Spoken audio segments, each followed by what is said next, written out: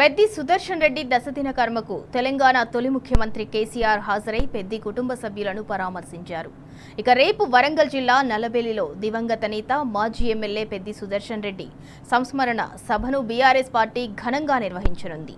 ఇక సభకు 50,000 మందితో నిర్వహించేలా బీఆర్ఎస్ పార్టీ ఏర్పాట్లు చేసింది. ఈ సభకు బీఆర్ఎస్ వర్కింగ్ ప్రెసిడెంట్ కేటీఆర్, మాజీ మంత్రి హరీష్ రావు సహా పార్టీ ముఖ్య నేతలు హాజరు కానున్నారు.